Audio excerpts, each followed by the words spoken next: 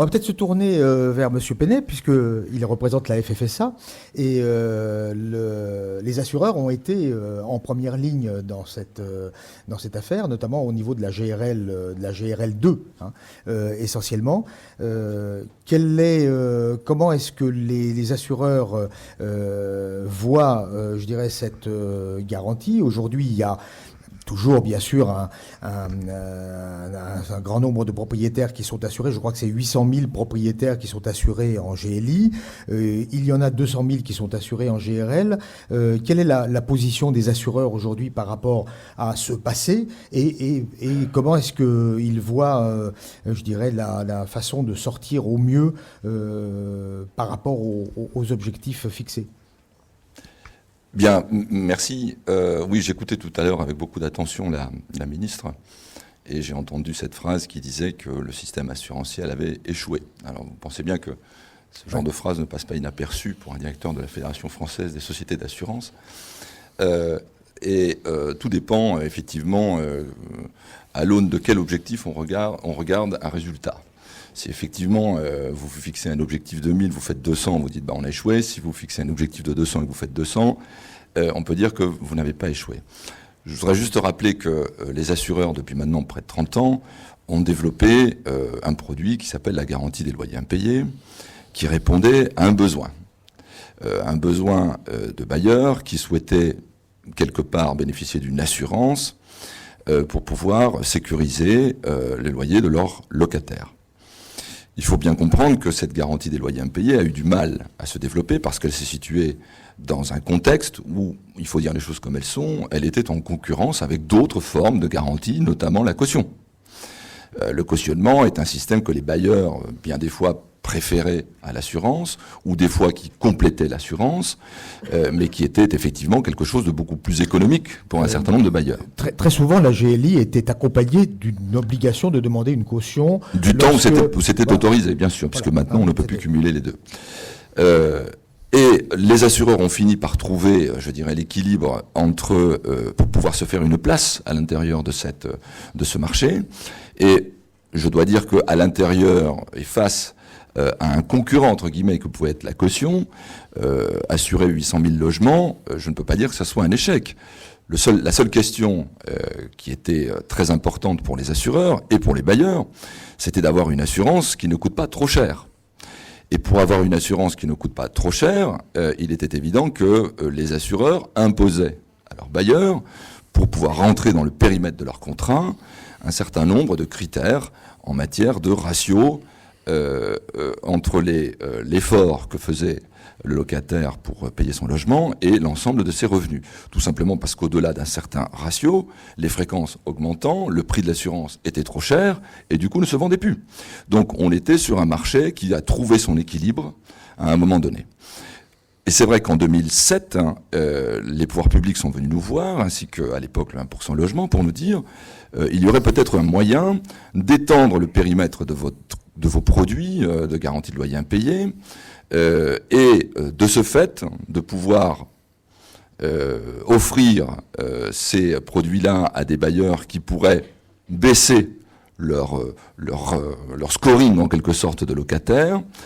Alors bien sûr, ça va augmenter les fréquences, et cette sursinistralité, quelque part, serait compensée par, à l'époque, le 1% logement. C'est ainsi qu'avait été présentée la chose.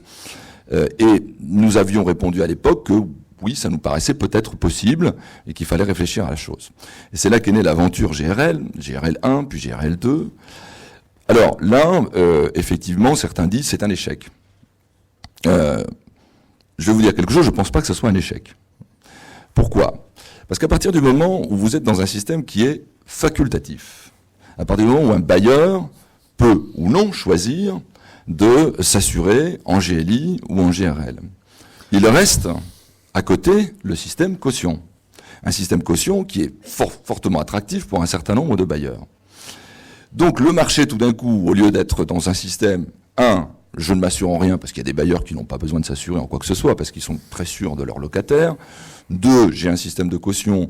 3, j'ai un système de GLI. Tout d'un coup, venait se rajouter une 4e option qui était celle de la GRL. Et je pense que à l'intérieur de ce marché très divers, la GRL a trouvé son marché, si je puis m'exprimer ainsi. C'est-à-dire qu'aujourd'hui, je crois qu'elle est à 300 000 logements. Eh bien, sans doute que la GRL répond aujourd'hui à un besoin de 300 000 logements et sans doute pas plus. À partir du moment où on est, encore une fois, dans un système facultatif, eh bien, elle a trouvé sa place. Elle a trouvé sa place. Là où on nous dit qu'il y a un échec aussi, donc déjà dire 300 000 c'est un échec, nous pensons que 300 000, à l'intérieur des 1 million de bailleurs qui aujourd'hui s'assurent par rapport aux 5,5 millions qui ne s'assurent pas, on n'est pas dans des résultats qui soient forcément considérés comme un échec. Nous avions toujours dit, nous, que la GRL trouverait sa place sur les marchés non tendus, mais qu'elle ne trouverait pas sa place dans les marchés tendus. Ouais, voilà. Donc, à l'aune de cela, moi je considère que la GRL n'est pas un échec. Alors il y a un autre regard qu'on peut porter, c'est sur le nombre d'assureurs qui ont adhéré au dispositif GRL. Et là, effectivement, ils n'ont pas été cohortes, il faut dire les choses comme elles sont, mais là, on rentre dans une autre problématique qui était plus sur le fonctionnement même de la GRL, sur les fonctionnements administratifs, logistiques, informatiques, qui pour beaucoup d'assureurs représentaient, je dirais, une sorte de barrière pour pouvoir rentrer et adhérer au système GRL. Là, ça n'était pas une question de, je dirais, de principe, c'était vraiment des questions liées à des cahiers des charges qui étaient parfois beaucoup trop compliqués, beaucoup trop stricts pour certains assureurs qui n'avaient pas les moyens ni l'envie d'y aller. Est-ce qu'on peut pas dire que finalement les assureurs ne voyaient pas vraiment l'intérêt d'aller dans la GRL puisque il y avait en plus une obligation de faire à 80% que de la GRL s'ils y allaient, alors qu'il y a un marché de la GLI qui fonctionnait finalement pas trop mal, d'après ce que, comme vous le dites, et qui était aussi l'impression des observateurs. Pourquoi sortir de la GLI et aller à la GRL ? Sans doute qu'il fallait rendre attractif le dispositif GRL pour les assureurs et qu'il ne l'était pas suffisamment. La question des quotas dont vous parlez n'a pas été un problème puisque de toute façon, entre nous, il n'a jamais été respecté et que, in fine, on l'a totalement aboli dans le système GRL2. C'est-à-dire qu'on a dit qu'on abandonnait ce principe-là. Donc celui-là n'était pas un problème. On était beaucoup plus sur un problème d'attractivité, je dirais, technique de la chose. Donc aujourd'hui, moi je considère, c'est pour ça que quand j'entends le terme échec, je dis non, c'était pas un échec. Il y avait un contexte qui était celui d'un marché sur lequel un bailleur avait le choix entre la caution, ne pas s'assurer en GLI et s'assurer en GRL. Et à l'intérieur de tout cela, la GLI a trouvé sa place, la GRL a trouvé sa place. Si maintenant on rend le système totalement obligatoire, alors là ça change tout. On n'est plus du tout dans le même contexte. On n'est plus du tout dans le même contexte puisque cette fois-ci, nous serons effectivement dans un dispositif universel et du coup, là, la donne change totalement. Mais il ne faut pas regarder aujourd'hui ou, je dirais, extrapoler ce que pourrait donner un système d'assurance de type obligatoire et généralisé à l'aune de ce qu'a été la GRL qui n'avait absolument rien à voir et qui était dans un contexte totalement différent. Alors, est-ce qu'on ne peut pas dire finalement que par rapport aux deux objectifs qu'a tracé la ministre tout à l'heure et qui sont dans l'esprit des choses depuis un bout de temps, l'objectif de sécuriser les propriétaires finalement a été relativement bien rempli puisque finalement ceux qui voulaient être sécurisés se sont sécurisés et puis ceux qui ne voulaient pas être sécurisés, qui estimaient ne pas devoir être sécurisés, n'ont pas opté. Donc on peut dire que ensemble, je dirais le cautionnement plus la GLI plus un peu la GRL, vous dites que très justement dans les zones non tendues où les propriétaires avaient peut-être du mal à trouver des locataires présentant les garanties nécessaires, cet ensemble de dispositifs a atteint son objectif. Bon, maintenant l'autre objectif qui est de faciliter l'accès au logement pour ceux qui sont sont ric-rac en ce qui concerne les ressources, sont précaires en ce qui concerne leur pérennité, ou ne disposent pas de possibilité d'avoir une caution familiale, hein, il faut dire ce qui est, parce que la caution bancaire en fait a pris une part très très faible dans le cautionnement. Est-ce que là c'est finalement cet objectif-là qui est enfin le fait que cet objectif-là n'était pas atteint qui constitue l'échec du système? Mais je pense justement que le malentendu qu'il peut y avoir autour de ce débat tient à la priorité des objectifs du gouvernement qui, dans ma tête, n'est pas très clair. C'est-à-dire que cherche-t-on réellement avec la garantie universelle des loyers? J'ai entendu dire que, et c'était affiché comme tel, il fallait effectivement éviter les expulsions, ou tout du moins trouver une façon de traiter socialement des cas difficiles à travers ce dispositif. Faut-il pour cela mettre en place une garantie obligatoire? Je me demande s'il n'y a pas là un décalage. Le deuxième objectif est celui de supprimer la caution.